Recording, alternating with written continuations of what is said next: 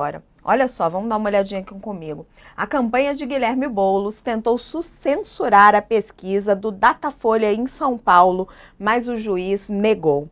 A Justiça Eleitoral rejeitou uma liminar da campanha de Guilherme Boulos, que pedia a interrupção da divulgação de pesquisa sobre a corrida eleitoral de São Paulo, feita na semana passada pelo Datafolha.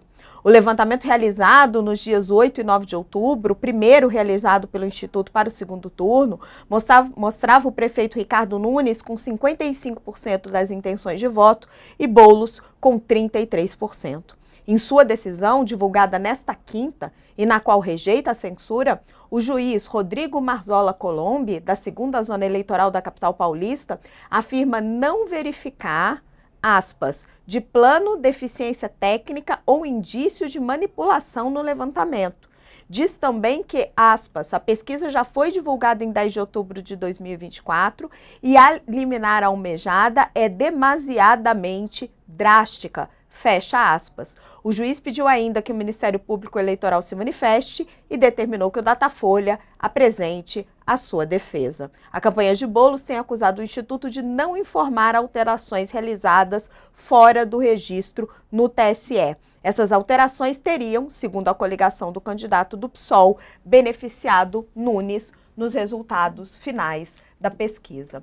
Gente, dando um pouco de contexto para quem está acompanhando nos entender, o Datafolha tem dado uma diferença grande em relação a outras pesquisas, como a Paraná Pesquisas ou a Quest. A liderança de Ricardo Nunes no Datafolha, ela chega, Léo, me ajuda aí se eu estiver errado, porque era 22 pontos, agora acho que está em 20, é isso? E nas outras 18. pesquisas... 18. 18, obrigada. E nas outras pesquisas, a última Quest, por exemplo, dá uma diferença de 12 pontos. Ontem, aqui no All News, o José Roberto Toledo, nosso colunista, ele explicou por que essa diferença está acontecendo. Segundo ele, os eleitores de Pablo Marçal, que votaram em Pablo Marçal no primeiro turno, não estão se identificando como eleitores de Pablo Marçal. Eles simplesmente não aparecem na pesquisa. Eles não dizem que votaram em Marçal. E aí os institutos estão adotando diferentes formas de ponderar isso. O Datafolha está dando um peso maior para os eleitores de Marçal na pesquisa, os eleitores que ele acaba encontrando. E isso acaba aumentando a vantagem de Nunes. A Quest está usando outros mecanismos. E aí eu lembro que eu até questionei o Toledo, falei, quem é que está certo?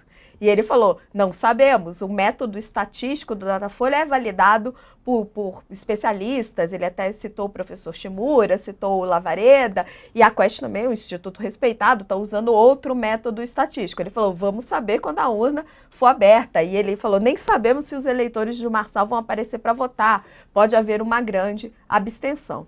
Isso posto, a gente tenta explicar para vocês por que a campanha de Boulos está irritada com o Datafolha, e por que, né, essa grande diferença que dá em relação aos outros institutos e por que está dando essa diferença. Agora, o que nós estamos vendo aqui é uma tentativa de censura. A campanha foi lá e colocou na mesa, entrou na Justiça Eleitoral com uma tentativa de que o Instituto não divulgasse a sua pesquisa.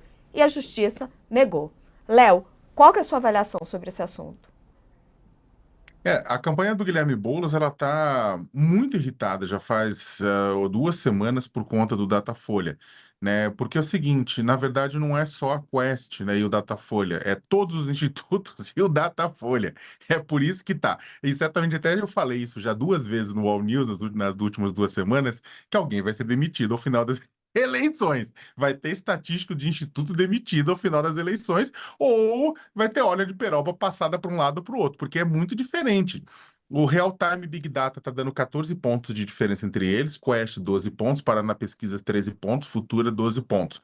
Datafolha estava dando 22, agora está dando 18. Ainda assim é muito grande, muito larga essa diferença, né?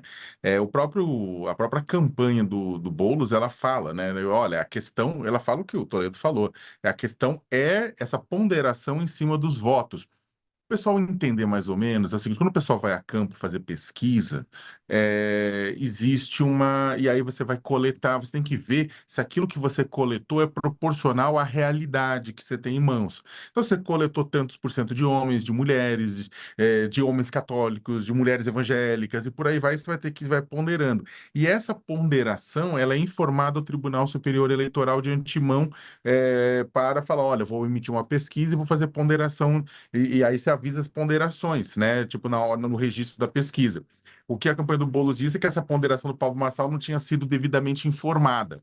Né, não foi informada, né, e eles fizeram que o Datafolha teria feito a posteriori. O Datafolha diz que não, se defende, diz que isso é válido, fazer essa ponderação, ela é válida sim, né? Só que o problema é o seguinte: a gente não sabe quem está certo. Esse é o ponto, né? No final das contas, a gente não sabe quem está certo. E por que que a preocupação da campanha do Boulos, que acabou tomando uma decisão que é drástica? Eu achava que essa decisão não faz muito sentido, esse pedido judicial, porque ele ia ser negado, né? Não se vai evitar a divulgação do Instituto de Pesquisa. Você pode até interpelar o Instituto com relação ao conteúdo que está sendo dado, né? A método, a técnica e tudo isso mais. Agora, a divulgação de resultados, isso não faz muito sentido. A questão é que por que que essa preocupação grande por parte de pesquisa, como já aconteceu em outras eleições no Brasil? Porque a pesquisa, ela não é um ator neutro do tecido social. Ela influencia no tecido social, ela pode influenciar, ajudar Bolsonaro, prejudicar Bolsonaro, ajudar Lula, prejudicar Lula. As pessoas votam também, por exemplo, quando você chega no segundo turno e há uma diferença elástica, as pessoas combinam de, no dia da votação, ir para a praia, sabe? Falar: eu ia votar no meu candidato, mas não vou votar porque não precisa, porque ele perdeu. Não é porque é impossível você reverter essa vantagem tão grande num espaço curto de tempo. Então, o que que a campanha está reclamando? Falou assim: aí vai estar desmobilizando o grupo, a massa, etc e tal. E os institutos se defendem e falam: não, eu estou só traduzindo a realidade. A questão é que, e aí acho que é importante o pessoal entender também que ciência, ela não, algumas coisas como a estatística depende do método que você está utilizando, né? Você escolhe um método aqui, escolhe o método lá. Aí eu concordo com o Toledo. Na hora que for abrir as urnas, né, a gente vai ver qual era o método correto e qual é o método equivocado. E aí eu acredito que a maior punição para o Instituto seja porque ele vai perder mercado. O instituto que tiver dando os números errados, né? Ele não tá. Os institutos não ganham dinheiro com número político, ele ganha com pesquisa de mercado, gente. E aí é o seguinte: quem é que vai contratar um instituto que dá número errado? Né? Então, eu acho que aí é os institutos que devem se preocupar com relação a isso, né? Porque isso pode gerar exatamente essa ojeriza por parte de. Se eu tenho uma empresa, eu não vou contratar um instituto os institutos que estão errando, vou contratar os institutos que acertam. Né? Então é uma briga complicada essa, e que ainda vai durar um bom tempo, assim, porque isso tem ramificações, como eu falei, na mobilização, ou mesmo na forma como a gente encara pesquisas eleitorais. Existe todo um debate a respeito da metodologia, das amostras. Existe muito erro de amostra, né? Muita falta de um problema de calibração para pesquisa municipal, pesquisa nacional, ela é mais calibrada, né? Então é complicado, viu? Tem instituto que foi acusado de estar acompanhando o outro e copiando dados. Gente, é uma loucura essas questões de pesquisa eleitoral. E sim, elas influenciam. E o medo, acho que, da campanha do Boulos, porque elas influenciam, sim, no resultado das urnas. O Léo tem toda a razão. Pesquisa não é um ator neutro, acaba influenciando principalmente em índice de abstenção, em mobilização da militância. Ele tem toda a razão quando ele coloca isso, e também tem toda a razão quando ele coloca que a matéria-prima do Instituto, o que ele vende é credibilidade, né? O Instituto quer acertar porque ele quer vender o seu trabalho para empresas, para fazer ali o marketing dele, para vender o seu trabalho. Então, aquele instituto que acerta mais, principalmente nas pesquisas políticas, que são as que dão mais projeção, vai ter mais credibilidade. Agora, Carla, queria te levar um pouco para a apuração política, e é muito engraçado isso, porque a gente que conversa na campanha de Nunes e na campanha de Boulos, e conversou durante a campanha inteira, né? Não só agora, quando o Nunes está com a vantagem, eu ouço falar mal do Datafolha dos dois lados. A campanha de Boulos nos bastidores sempre me fala que o Datafolha é enviesado e a campanha de Nunes nos bastidores sempre me fala que o Datafolha é enviesado. Cada um acha que o Datafolha é enviesado para o lado do seu oponente.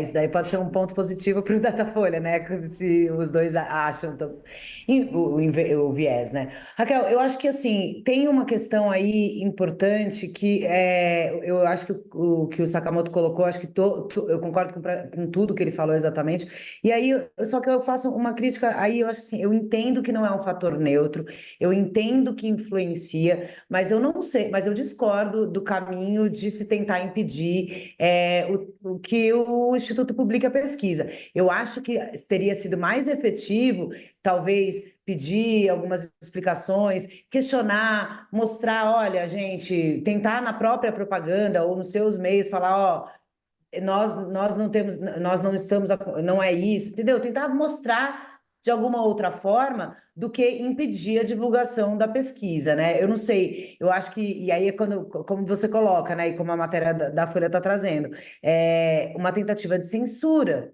né? E aí, assim, você tem como comparar com as outras pesquisas? Bate então nisso. Talvez é isso. A gente vai ver quando as urnas abrirem quem estava certo, quem estava errado, e é óbvio que isso tem uma consequência, né? Como vocês colocaram muito bem, essas pesquisas, esses institutos vivem da credibilidade e acertar dentro da sua margem de erro e tudo mais, é o que vai levar e que mantém as credibilidades.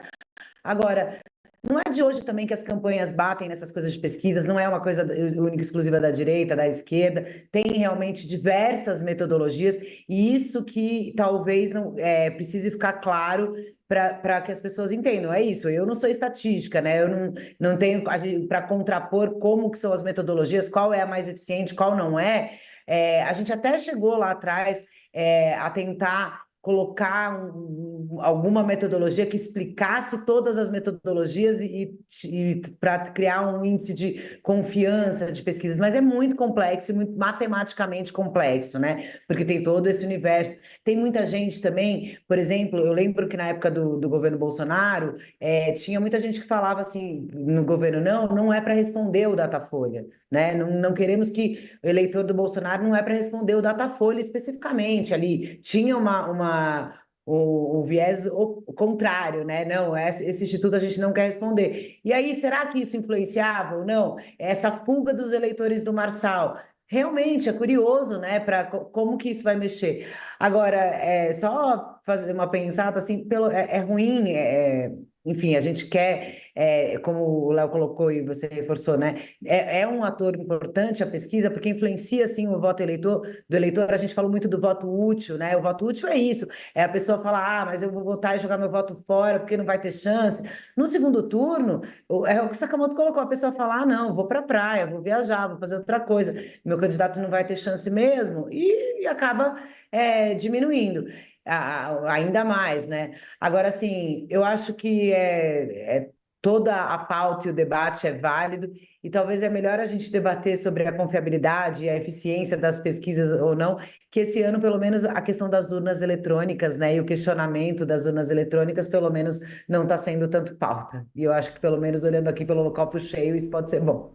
Nossa, Carla, muito bem lembrado, né? Porque teve tempo que a gente ficava debatendo se a urna eletrônica funcionava ou não funcionava, sem nenhuma Pois é, evidência porque até que houvesse esses qualquer dias problema nas urnas eletrônicas brasileiras. Esses dias, Raquel, uma fonte até falou assim para mim, Carla, por que vocês não perguntam agora para o Bolsonaro que os filhos dele foram eleitos na urna eletrônica, se a urna eletrônica esse ano funcionou, né? Enfim, tem tudo isso, porque em É, 2022 a gente gastou muito do nosso tempo discutindo isso, e agora tá tudo bem com a urna, pelo menos.